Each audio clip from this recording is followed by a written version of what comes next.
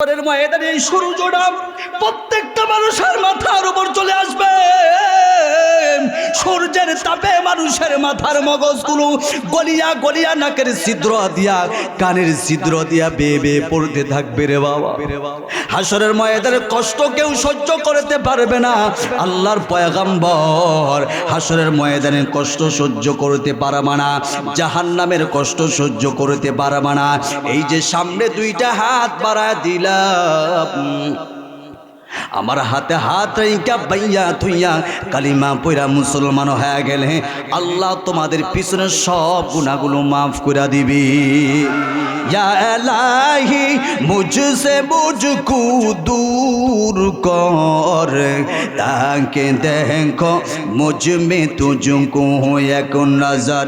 या इलाही तू मेरा रहमान है, या इलाही तू मेरा रहीम है, या इलाही तू मेरा सत्तर है, या इलाही तू मेरा रहीम है। अल्लाह से তুমি আচরি দয়ের গভীরে বলবো তোমায় বলো কি করে। তুমি আচরি দয়ের গভীরে বলবো তোমায় বলো কি করে। দেখি নাই তোমারে কোনো দিন, তবু আছো শরণে অমলিন।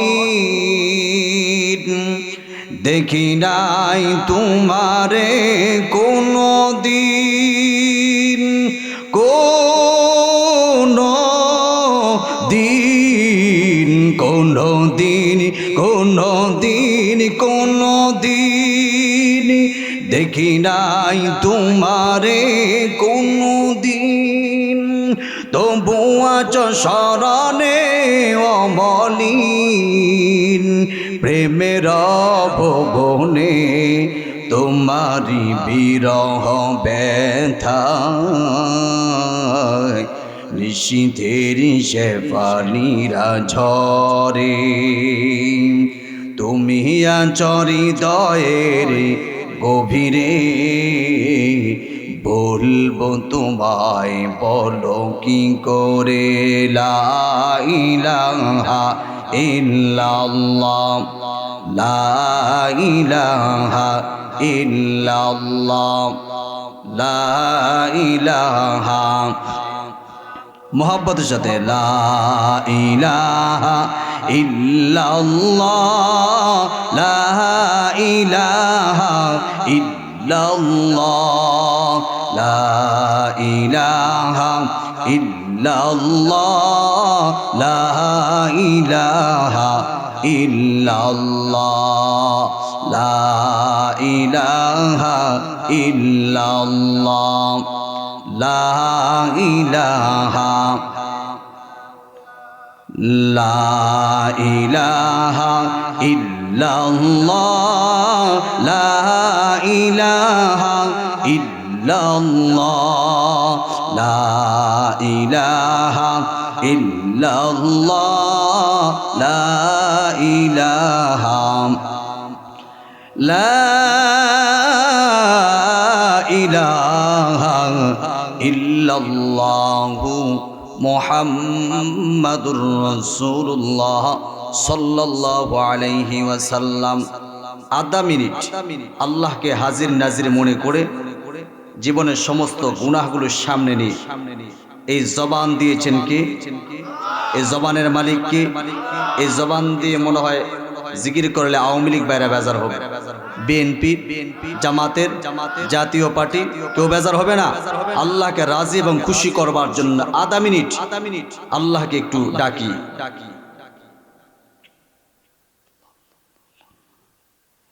লা ইলাহা ইল্লাল্লাহ, লা ইলাহা ইল্লাল্লাহ, লা ইলাহা ইল্লাল্লাহ, লা ইলাহা ইল্লাল্লাহ লা ইলাহা ইল্লাল্লাহ লা ইলাহা ইল্লাল্লাহ লা ইলাহা ইল্লাল্লাহ লা ইলাহা ইল্লাল্লাহ লা ইলাহা ইল্লাল্লাহ লা ইলাহা ইল্লাল্লাহ লা ইলাহা ইল্লাল্লাহ লা ইলাহা ইল্লাল্লাহ লা ইলাহা ইল্লাল্লাহ লা ইলাহা ইল্লাল্লাহ লা ইলাহা ইল্লাল্লাহ লা ইলাহা ইল্লাল্লাহ লা ইলাহা ইল্লাল্লাহ লা ইলাহা ইল্লাল্লাহ লা ইলাহা ইল্লাল্লাহ লা ইলাহা ইল্লাল্লাহ illallah la ilaha illallah la ilaha illallah la ilaha illallah la ilaha illallah la ilaha illallah muhammadun rasulullah sallallahu alayhi wa sallam alhamdulillah চলকামালদি Uttarpara Baitun নূর জামে মসজিদের উন্নয়ন কল্পে ইসলামী মহাসম্মিলন আজকের মহাসম্মিলন মোহতারাম সম্মানিত সভাপতি আমন্ত্রিত জাতির রাহবার জাতির শ্রেষ্ঠ সন্তান ওয়ারাসাতুল আম্বিয়া হযরতে উলামায়ে কেরাম অত্র এলাকার এবং বিভিন্ন এলাকার মসজিদ থেকে আগত আইম্মায়ে মাসাজিদ ও খতাবায়ে মাসাজিদ মুকাররমা সম্মানিত উলামা বিভিন্ন মাদ্রাসা স্কুল কলেজ ভার্সিটি ইউনিভার্সিটি শিক্ষাঙ্গন থেকে আগত মুকাররমা সম্মানিত শিক্ষক মণ্ডলী আমার সামনে উপবিষ্ট আমার অতি কাছের অতি নিকটের অতি মহাব্বতের হৃদয়ের গহীনে যাদের স্থান মনে মনে কুঠায় যাদের জায়গা হীরকখণ্ড যাদের সৌন্দর্যটাকে হার মানিয়ে দেয় তারুণ্যের উচ্ছ্বাস নিয়ে যৌবনের উদ্দীপনা কিনে আগত ইসলাম ও মুসলমানদের দুর্দিনের সিপাহ সালা দায়িত্ববান পালনকারী খালিদ বিন ওয়ালিদ রাহিমাহুল্লাহর উত্তরসূরি গাজী সালাউদ্দিন আইয়ুবী জামালউদ্দিন আফগানি রাহিমাহুল্লাহর উত্তরসূরি তারেক বিন জিয়াদ মোহাম্মদ বিন কাসিম রাহিমাহুল্লাহর উত্তরসূরি আমার নওজোয়ান তরুণ যুবক বন্ধুগণ মাথার মকট মুরব্বী বাবারা পর্দার আড়ালে অবস্থানগত মা খাদিজাতুল কুবরা রাদিয়াল্লাহু তাআলা আনহার উত্তরসূরি ও মা আয়েশা সিদ্দিকা রাদিয়াল্লাহু তাআলা আনহার উত্তরসূরি আমার দিনদার পরহেজগার ইমানদার মুত্তাকি মুসলিম মা ও বোনেরা মহান আল্লাহ রাব্বুল আলামিনের আযীম ও শান দরবারে লাখো কোটি শুকরগুজার করছি নত শিরে সুজুদ পেশ করছি সিজদা অবনত হচ্ছি যেই মহান মনিব আমাদেরকে অশান্তময় পৃথিবী অশান্তময় পরিবেশ থেকে পাপ পঙ্কিলতায় পরিপূর্ণ গুনাহে ভরপুর সমাজের গোড়া আদার থেকে অমানুষা থেকে জুলুমাত থেকে রহমতের হাত ছানিয়ে দিই বাংলাদেশের দ্বিতীয় স্বাধীনতার পর উন্মুক্তভাবে কথা বলবার শুনবার তৌফিক দান করেছেন এজন্য দিল থেকে মহাব্বতের সাথে শুকর আদায় করে নেই সকলেই পড়ি আলহামদুলিল্লাহ আরো মহাব্বতের সাথে পড়ি আলহামদুলিল্লাহ বাংলাদেশের দ্বিতীয় স্বাধীনতা কেন বললাম আমরা জানি মুরব্বীরা যারা আছেন বয়োজ্যেষ্ঠ এরা এদেশের জন্য রক্ত দিয়েছেন জীবন দিয়েছেন যারা এদেশের জন্য রক্ত দিয়েছে জীবন দিয়েছে হাতে অস্ত্র ধরেছে তাদেরকে আমরা কি বলি মুক্তিযোদ্ধা বলি আমি তো মনে করি 5ই আগস্টের পরে এদেশের ল্যাংটা পলাবন মুক্তিযোদ্ধা ঠিক না ভাই ঠিক কথা আসতে বললেন যে ভুল বললাম জানেন এই 56,000 বর্গমাইল এই লাল সবুজের পতাকা রক্ষা করার জন্য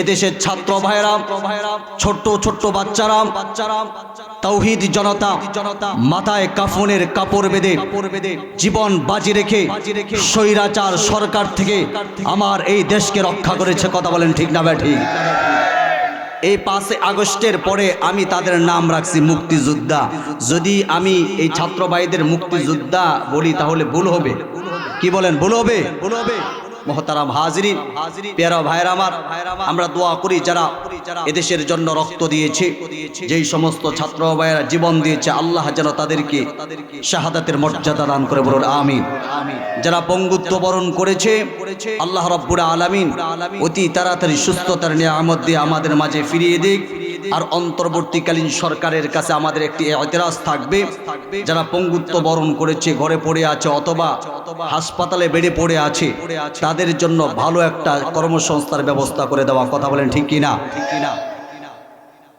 এই দেশ যদি তারা রক্ষা না করতো একটা সময় এই দেশ ভারত হয়ে যেত ঠিক না ভাই ঠিক আরো যেরকম ঠিক না ভাই ঠিক মোহতারাম হাজিরিন তারপরও যদি এই দলের পক্ষে কেউ কথা বলে আমি বলবো তারা এই দেশের গাদ্দার এই দেশের সাথে বেঈমানি করেছে, যারা হাজার হাজার ছাত্রদেরকে গুলি করে হত্যা করতে পারে, তারা কোনো সভ্য দল হতে পারে না। তারা এই দেশের শত্রু, কথা বলেন ঠিক কিনা? পেয়ারা হাজরিন, আমরা দোয়া করি যারা সামনে আসবেন তারা যেন আমার এই দেশটাকে সুন্দর করে সাজায়। আল্লাহুম্মা আমিন।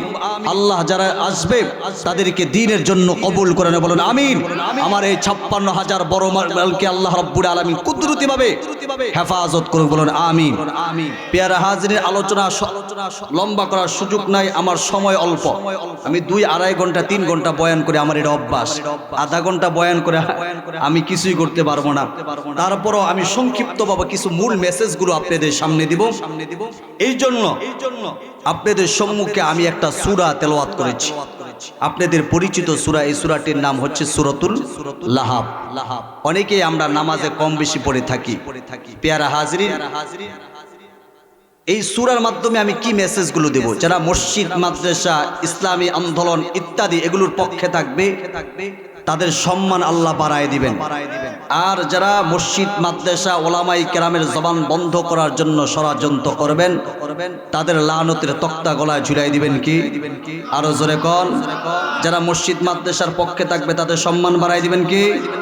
মসজিদ মাদ্রাসার বিপক্ষে গেলে তাদের অসম্মান করবেন কি? লানতের তক্তা গলায় ঝুলাই দিবেন কি? এই সূরার মাধ্যমে আমি আপনাদেরকে মেসেজ দিব। মুহতারাম হাজরিন, সরাসরি আমি আলোচনায় ঢুকে যাই, আমি ভূমিকা লম্বা করব না। আল্লাহ রাব্বুল আলামিন সূরাতুশ শুআরার এই আয়াতখানা নাজিল করলেন, ওয়া আনজির আশীরাতাকাল আকরাবিন। নবী গো, ঘরে বসে থাকার সময় না, এখন থেকে আপনি আপনার নিকটবর্তী আত্মীয় স্বজনকে জান্নাত জাহান্নামের খবরটা পৌঁছায় দেন। তাদের কাছে জান্নাতের বর্ণনা তুলে ধরেন, জাহান্নামের শাস্তির বর্ণনা তাদের সামনে তুলে ধরেন। মুসলমান বুঝে থাকলে বলেন এই কথাটা কার? আরো আওয়াজ দিয়ে বলেন। আল্লাহ বলছেন, বিসমিল্লাহির রহমানির রহিম, ওয়া আনজির আশীরাতাকাল আকরাবিন। এর নবীর উম্মতের দল, আল্লাহ রাব্বুল আলামিন তার বন্ধুর উপর যখন এই আয়াত কার নাযিল করলেন, আল্লাহ রাব্বুল আলামিন তার বন্ধু মুহাম্মদুর রাসূলুল্লাহকে ডেকে বলেন, বন্ধু, এখন আর ঘরে বসে থাকার সময় না, এখন থেকে আপনি আপনার নিকটবর্তী আত্মীয় স্বজনকে জান্নাতের খবর তাদের কান পর্যন্ত পৌঁছায় দেন, জাহান্নামের শাস্তির বর্ণনা তাদের সামনে তুলে ধরেন। মুসলমান বলে তাকে বুঝে থাকলে বলেন কথাটা কার? আরো আওয়াজ দিয়ে বলেন কথাটা কার? এই আয়াত কারণে যখন নাযিল হইল, আল্লাহ রাব্বুল আলামিন যখন তার হাবিব রাহমাতুল লিল আলামিনের উপর এই আয়াত কার নাযিল করলেন, পয়গম্বর আর ঘরে বসে থাকতে পারলেন না। উনি মক্কার সাফা পাহাড়ের চূড়ায় চলে গেলেন। মক্কার সাফা পাহাড়ের চূড়া থেকে নিকটবর্তী আত্মীয় স্বজনকে ডাকলো, কে কোথায় আছো? তাড়াতাড়ি আসো, আমি মুহাম্মদ ডাকছি। আল্লাহর পয়গম্বর রাহমাতুল লিল আলামিনের পবিত্র জবানের আওয়াজ শোনার পর আর কেউ ঘরে বসে থাকতে পারলেন না। সবাই মক্কা সাফা পাহাড়ের পাদদেশে চলে আসলো। আয়েশা ডাক দিয়ে বলে, মুহাম্মদ, বাবা কেন ডাকছো বলো? আল্লাহর পয়গম্বর ডাক দিয়ে বলেন, তোমরা কি আমাকে বিশ্বাস করো? কয়, হ্যাঁ অবশ্যই বিশ্বাস করি। যদি বিশ্বাস না করতাম তাহলে আল আমিন নাম উপাধি দিতাম না। জোরে কোন সুবহানাল্লাহ। আলামিন শব্দের অর্থ কি? আরো জোরে কোন। নবী যে আমানতের খেয়ানত করে নাই। কেউ যদি বিশ্ব নবীর কাছে আমানত দিত, আল্লাহর পয়গম্বর জীবনে কোনদিন আমানতের খেয়ানত করে নাই। আর আমরা নবীর উম্মত হওয়ার পর আমানতের খেয়ানত করি কি করি না? কেউ যদি 100 টাকা দেয়, আমার কাছ থেকে 100 টাকা নিতে গেলে তার পায়ের জুতার তলি ক্ষয় হয়ে যায়। নবীজি আমানতের খেয়ানত করে নাই। যেদিন বিশ্ব নবীর উপর ওহী নাযিল করলো, নবী গো, মক্কা আপনার জন্য নিরাপদ না, এই মক্কা ছেড়ে মদিনায় চলে যেতে হবে। আল্লাহর পয়গম্বর দয়ার নবীজি রাহমাতুল লিল আলামিন বাইতুল্লাহর গিলাফ দইরা কান্দে, বাইতুল্লাহ রে বড় আশা ছিল তোর খেদমত করব, কিন্তু আসমানের মালিক রব্বে কারীম আমাকে আদেশ করেছে এই মক্কা আমার জন্য নিরাপদ না। মক্কার সব মানুষ আমার বিরোধিতা করতেছে। হযরত আলীকে ডাক দিলে বলেন, আলী আয়, আমি তো মক্কায় আর থাকবো না, মদিনায় চলে যাব, কারণ আমার আল্লাহ আদেশ করেছে এই যে কাফেরদের আমানতগুলো তোর কাছে দিয়া দিলাম, যথা সময় প্রত্যেকটা কাফেরের হাতে আমানতগুলো পৌঁছাই দিবা। এই হলো মুহাম্মদুর রাসূলুল্লাহ। চিল্লায়া বলা যাবে নি মারহাবা। মুসলমান ভাইরা আমার, দিল দিয়া কথাগুলো বুঝবেন। রহমাতুল লিল আলামিন ডাক দিয়ে কয় তোমরা আমাকে বিশ্বাস করো? কয় হ্যাঁ অবশ্যই বিশ্বাস করি।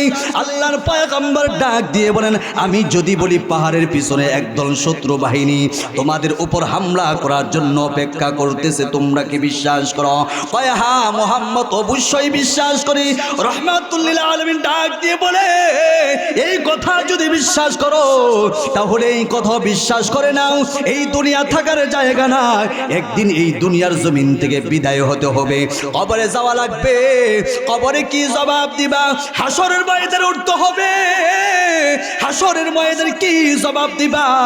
হাসরের ময়দানে বিভীষিকাময়ের কষ্ট তোমরা সহ্য করতে পারবা না।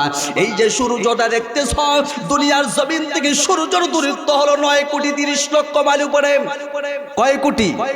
9,30,00,000 মাইল উপরে এই সূর্যটা মুসলমান ভাইয়ার আমার, ভালো করে তাপ দিলে দেখবেন কৃষকরা জমিনে থাকতে পারে না, সব বাড়ির দিকে দৌড়ায়। কথা বলেন ঠিক না? হাসরের ময়দানে এই সূর্যটা প্রত্যেকটা মানুষের মাথার উপর চলে আসবে। সূর্যের তাপে মানুষের মাথার মগজগুলো গলিয়া গলিয়া নাকের ছিদ্র দিয়া কানের ছিদ্র দিয়া বেয়ে বেয়ে পড়তে থাকবে রে বাবা। হাসরের ময়দানের কষ্ট কেউ সহ্য করতে পারবে না। আল্লাহর পয়গম্বর হাসরের ময়দানের কষ্ট সহ্য করতে পারবে না, জাহান্নামের কষ্ট সহ্য করতে পারবে না। এই যে সামনে দুইটা হাত বাড়ায় দিলাম, আমার হাতে হাত রেখা বাইয়া থুইয়া কালিমা পয়রা মুসলমান হয়ে গেলে আল্লাহ তোমাদের পিছনে সব গুনাহগুলো মাফ করে দিবি।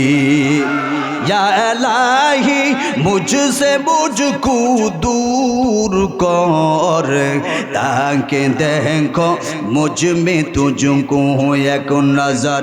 या इलाही तू मेरा रहमान है, या इलाही तू मेरा रहीम है, या इलाही तू मेरा सत्तर है, या इलाही तू मेरा रहीम है। अल्लाह से ना नाई আর জোরে কোন আছে না নাই? মুসলমান ভাইয়ের আমার, আমাদের সমাজে এমন কিছু যুবক আছে বলে দেয়ার ইজ নো গড, আল্লাহ বলতে কেউ নাই। আর জোরে কর। মুসলমান শাহাদাত আঙ্গুলটা নাড়ায় বলবেন আমাদের আল্লাহ আছে না নাই? Allah is our creator, Allah is almighty, Allah is present everywhere. আল্লাহ আমাদের সৃষ্টিকর্তা, আল্লাহ সর্বত্রই বিরাজমান। এখন পরীক্ষা হয়ে যাবে, দিল থেকে বলবেন আমাদের আল্লাহ আছে না নাই? শাহাদাত আঙ্গুলটা নাড়ায় নাড়ায় বলেন আল্লাহ আছে না নাই? একবার আল্লাহকে ডাক দিয়ে বলেন আল্লাহ, আর আওয়াজ দিয়ে বলেন আল্লাহ। আসমানটা কে বানাইছে? জমিনটা কে বানাইছে? রাত কে দেয়? আচ্ছা মানুষ বলো দেখি রাত্রি কেন কালো? সূর্যমণি কোথা থেকে পেল এত আর? পশু পাখি কয় না কথা, মানুষ কেন কয়? আচ্ছা মানুষ বলো দেখি কেমন করে হয়? দুধ কেন এত সাদা, মরিচ কেন জাল? আমগুলো সব পাকলে পরে কেমন হয় তালাল? ডিমগুলো সব একই রঙের, পার্থক্য নাই মোটে। সাদা কালো বাচ্চাগুলো কেমন করে ফুটে? আমরা সবাই বাস করি ভাই এই দুনিয়ার রঙে, হাতের লেখা মুখের চেহারা মিলে না কারো সঙ্গে, আর মিলে না গলার কণ্ঠ বৃদ্ধাঙ্গুলি টিব। আল্লাহ তাআলা একজন আছে প্রমাণ হলো ঠিক। ফাবি আলাই রাব্বিকুমা তুকাযযিবান।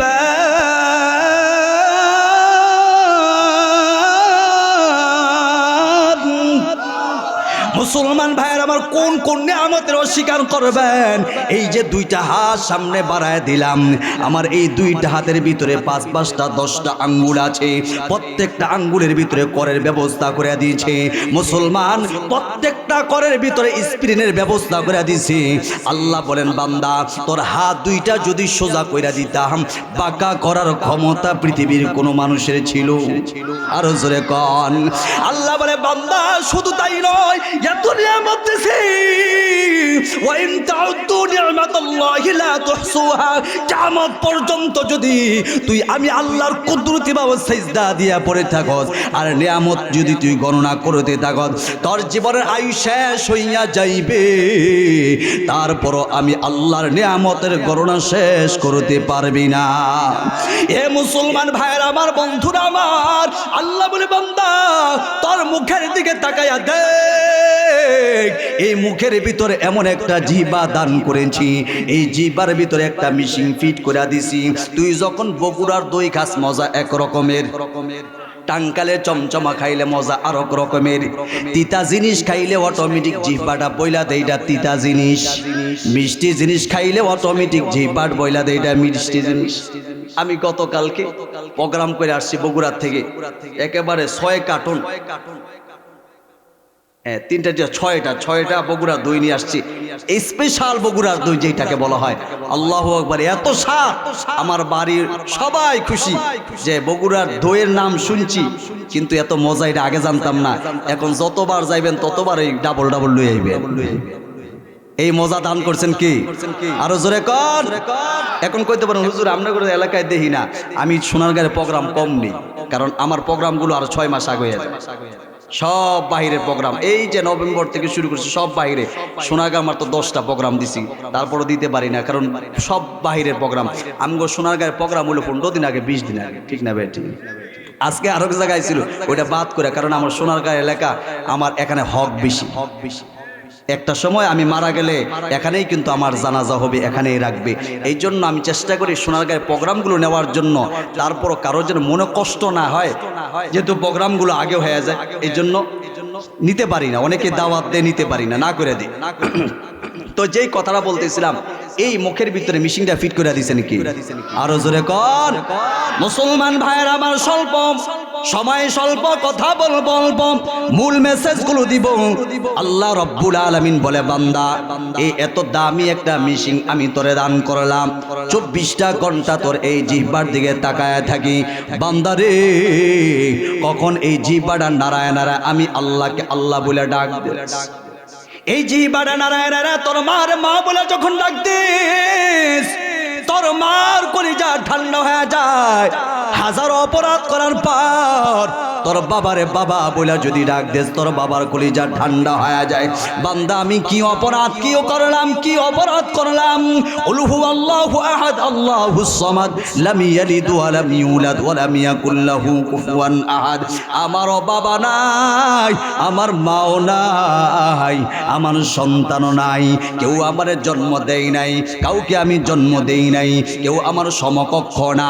এ বান্দা তোরই আমার আপন, এই জিহ্বাটা নারায় নারায় তোর মার মা বলে যখন ডাক দে, এই জিহ্বার দিকে আমি তাকায় থাকি, কখন এই জিহ্বাটা নারায় নারায় আমি আল্লাহকে আল্লাহ বলে ডাক দেস। আল্লাহু আকবার বলেন। আল্লাহ বলে বান্দা আমি 24টা ঘন্টা তোর জিহ্বার দিকে তাকায় থাকি।